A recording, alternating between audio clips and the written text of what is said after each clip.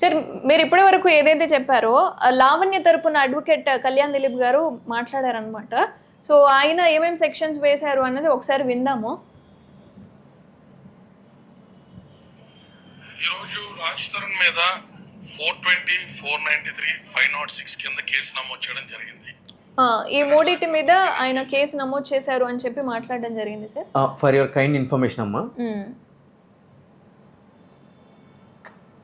ఎవరు అడ్వకేట్ కళ్యాణ్ గారా మీరు చెప్పింది? కళ్యాణ్ దిలీప్ గారు. కళ్యాణ్ దిలీప్ గారు చెప్పింది ఏంటంటే ఆయన నమోదు చేశారని చెప్పలేదమ్మా, పోలీస్ వాళ్ళు నమోదు చేశారని చెప్పారు. అడ్వకేట్ ఎప్పుడు కూడా కేసు నమోదు చేయడమ్మా, ఆ అధికారం ప్రజాస్వామ్యంలో పోలీస్ వాళ్ళకి ఇచ్చారు. ఒక ఇండివిజువల్ గా ఎవరైనా వెళ్ళి ఒక కంప్లైంట్ ఇస్తే దాంట్లో కాగ్నిజబుల్లా నాన్ కాగ్నిజబుల్లా అని చూసి కేసు యొక్క తీవ్రతను బట్టి కేసు నమోదు చేయమని చెప్పి పోలీసు వాళ్ళకి సిఆర్పిసి అంటే క్రిమినల్ ప్రొసీజర్ కోడ్ పాత చట్టము అధికారాలు ఇచ్చింది. ఆయన ఏమన్నాడు, 506, 420, 493 ప్రకారము కేసులు నమోదు చేశారు పోలీసు. అంటే ఆయన ఉద్దేశం అది, జనాలు ఎట్లా అర్థం చేసుకుని నాకు అనవసరం, కానీ ఆయన ఉద్దేశంతో పోలీసులు కేసు నమోదు చేశారని చెప్పి, ఆయన చేయించానని కాదు, పోలీసులు చేశారని చెప్పి. నేనేమంటానంటే లావణ్య అనే బాధితురాలు మీడియా ముందుకు వచ్చి రాజ్ తరుణ్ అనే వ్యక్తికి నాకు సంథింగ్ కొన్ని ఇయర్స్ బ్యాకే గుళ్ళో పెళ్ళైపోయింది అని చెప్పి చెప్పింది, అవునా కాదా? పెళ్ళైంది, 11 ఏళ్ళుగా సహజీవనం ఉంటున్నామని చెప్పి చెప్పింది సార్. పెళ్ళైన తర్వాత మన సహజీవనం ఉండదమ్మా. సహజీవనం అంటే పెళ్లి కాకుండా కలిసి ఉంటే సహజీవనం, లివ్ ఇన్ రిలేషన్షిప్ అంటారు. పెళ్ళైన తర్వాత చేస్తే కాపురం అంటారు. పెళ్ళయింది అని చెప్పింది, గుళ్ళోనే మా ఇద్దరికి పెళ్ళైంది, రైట్? చెప్పింది కదా, చెప్పింది గుళ్ళోనే మా ఇద్దరికి పెళ్ళయింది, లాంగ్ బ్యాక్ అంటే కొన్ని సంవత్సరాల క్రితం. అంటే ఏంటి, పెళ్ళి అవడం అంటే కనుక మొగుడు పెళ్ళం. మొగుడు పెళ్ళం కలిసి కాపురం చేస్తే 493 ఎక్కడ ఉందమ్మా? 493 ఏం చెప్తుంది? పెళ్లి కాకుండా మోసం చేసి కాపురం చేస్తే అప్పుడు 493 అనేది అప్లికబుల్ అవుతుంది అని చెప్పి ఆ చట్టం చెప్తా, అంటే ఆ సెక్షన్ చెప్తుంది.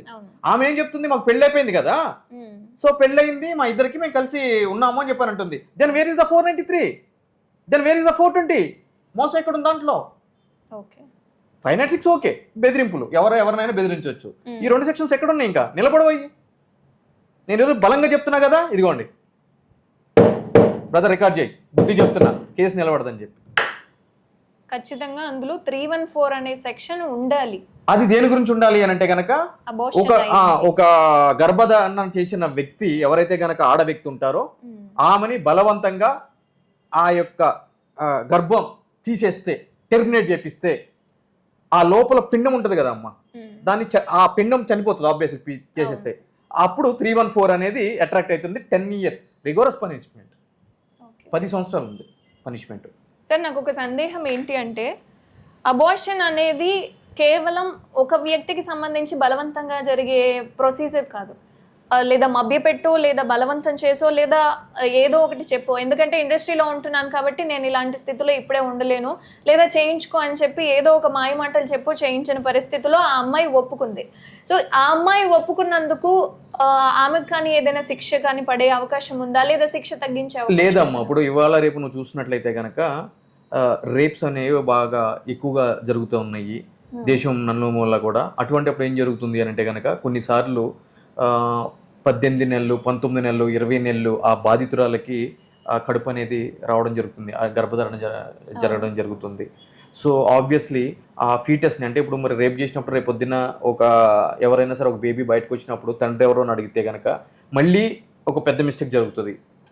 అంటే దా సోషల్ ట్రోమా, సైకలాజికల్ ఇంపాక్ట్ ఇవన్నీ కూడా ఉంటాయి. కాబట్టి నాకు అబార్షన్ చేయండి అని చెప్పి కన్సర్న్ హాస్పిటల్కి వెళ్తే వాళ్ళు మేము చెయ్యము అని అంటే కనుక సదరు బాధితురాళ్ళు హైకోర్టుని, సుప్రీంకోర్టుని ఆశ్రయించి నాకు ఈ గర్భం వద్దు, టెర్మినేట్ చేసే విధంగా సంబంధించిన హాస్పిటల్స్కి ఉత్తర్వులు ఇవ్వండి అని చెప్పి ఈ కోర్టు మెట్లు తొక్కుతున్న పరిస్థితి ఉంది.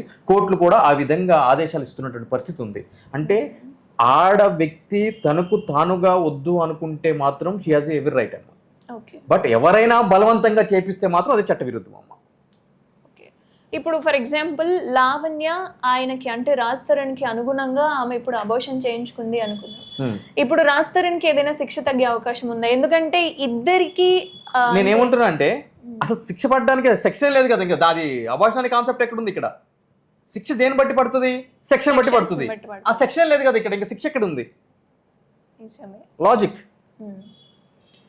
సో ఇప్పుడు సుంకర నరేష్ అడ్వకేట్ గారు చెప్పిన దాని ప్రకారం ఇప్పుడు ఏవైతే పోలీసులు సెక్షన్స్ నమోదు చేశారో దీన్ని బట్టి అసలు ఆ కేసు నిలబడదు అని చెప్పి సార్ బల్లగుద్ది మరీ చెప్తున్నారు. సో నిజంగానే ఇప్పుడు సార్ మాట్లాడిన దాని ప్రకారం మనకు సెక్షన్స్ అనేవి చాలా ఖచ్చితంగా మనకు తెలియదు, ఎందుకంటే మనం సెక్షన్స్కి సంబంధించి మనం చదువుకున్న వాళ్ళం కాదు కాబట్టి పోలీసులు ఏవైతే సెక్షన్స్ చెప్పారో ఆ వాటిని మాత్రమే మనం ఫాలో అవుతూ వస్తున్నాం. బట్ ఏదైతే అడ్వకేట్ గారు ఇలా సెక్షన్స్ చేశారు అని చెప్పి వాళ్ళు ఏదైతే 506, 420 అండ్ 493 ఈ 3 సెక్షన్స్ కింద ఏదైతే కేసు అనేది ఫైల్ అయిందో అసలు న్యాయం జరగదు అని చెప్పి మాట్లాడుతున్నారు. అసలు జరిగింది ఒకటి, పెట్టిన సెక్షన్స్ ఒకటి అని అడ్వకేట్ గారు చెప్తున్నారు. బట్ చూడాలి ఈ కేసు ఎంతవరకు నిలబడుతోంది అనేది.